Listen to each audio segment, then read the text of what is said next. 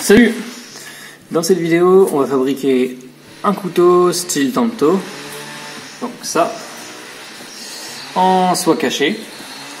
Donc pour l'acier, on va utiliser du XC75 en 3 mm d'épaisseur. C'est parti!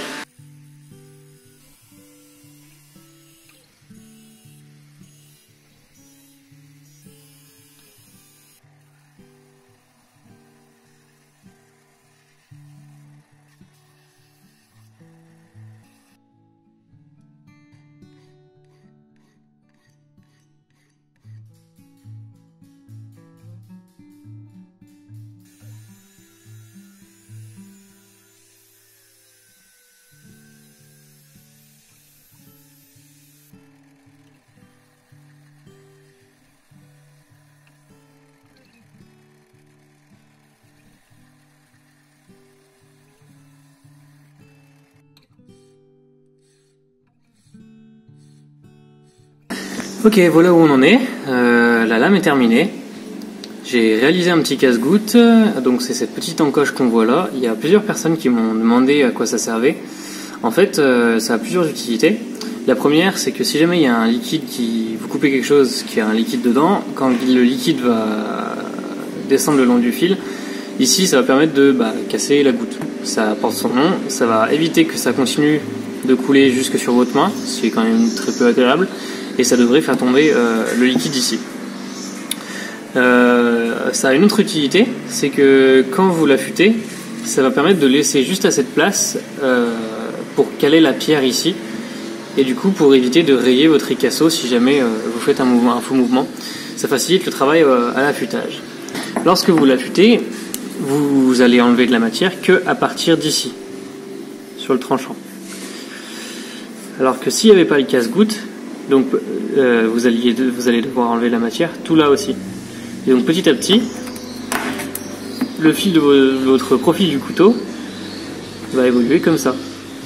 Donc j'exagère bien sûr, mais en gros c'est l'idée. Alors que si vous avez un casse-goutte, il va évoluer qu'à partir de ça. Donc vous allez garder une ligne bien droite ici. Donc maintenant que la lame est terminée, il va falloir que j'attaque le manche parce que ma soie est assez courte, donc étant donné que le couteau est relativement court et qu'il va probablement être utilisé principalement pour la décoration ou des très petites taches, ça pose pas un vrai souci de solidité. Si c'était un plus grand couteau, j'aurais évidemment fait une soie plus longue. Mais comme la soie est assez courte, je risque de la tremper en même temps que la lame au moment de la trempe. Parce que je vais avoir du mal à bien délimiter et on ne sait jamais. Donc il faut que je fasse le manche avant pour que je puisse percer et faire l'emplacement de mon rivet.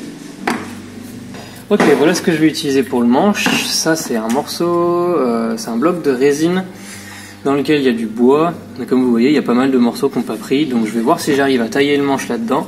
Si jamais j'ai trop de problèmes, je changerai de morceau et je balancerai celui-là. Et ça, c'est du corian. Donc c'est une sorte de résine aussi.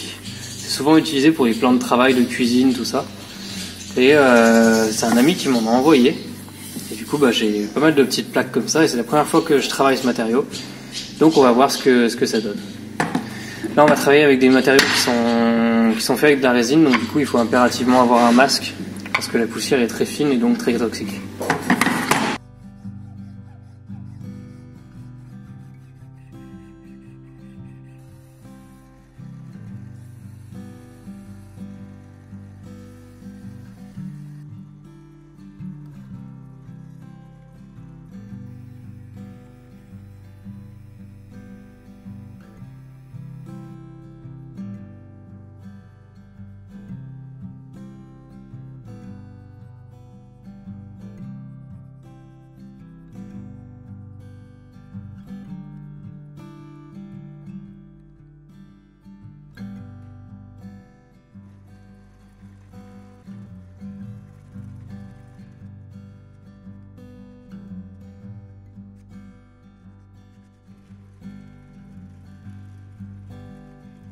Voilà, le trou du rivet est percé. La garde, enfin le dessus de la garde a été poli. Donc maintenant il me reste à tremper la lame, faire les finitions et façonner le manche.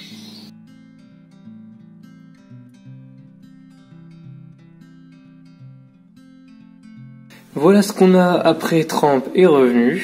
Alors la lame est bien droite et elle s'est bien durcie. Donc je pense que ça va être sympathique. Maintenant il faut que je blanchisse la lame et que je fasse mon polissage.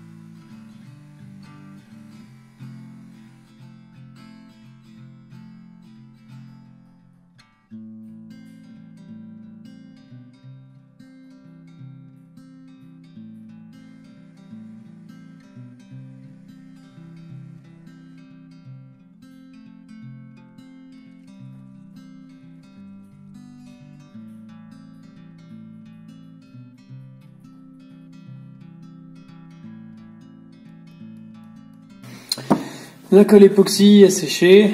Là ici c'est des restants et c'est bien dur. Donc il me reste à terminer une manche. Et c'est ce que je vais faire maintenant.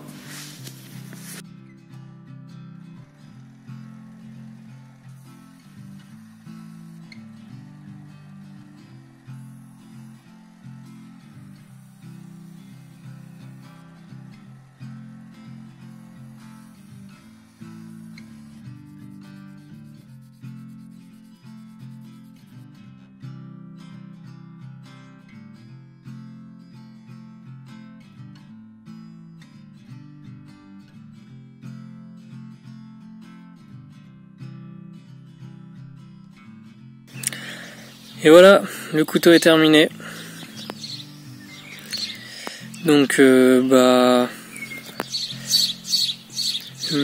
espèce de petit tanto, interprétation personnelle, on est loin des modèles historiques, mais voilà, le but était d'avoir beaucoup de couleurs différentes et je crois que on n'est pas trop mal là. J'ai un côté qui a du violet, du bleu, du orange, le manche aussi c'est un joli mélange de couleurs, il y a énormément de bois. Notamment là c'est de l'isombe, là aussi ça j'ai aucune idée de ce que c'est comme bois mais c'est très joli. Voilà, et donc là la garde est en corian, c'est une matière que j'ai encore pas l'habitude de travailler mais qui est sympathique. Et je suis un petit peu déçu parce que j'ai pas réussi à avoir les mêmes couleurs de chaque côté, mais bon, ça rend pas trop mal. Voilà, donc il reste plus qu'à l'affûter, à lui faire un étui et ça sera bon.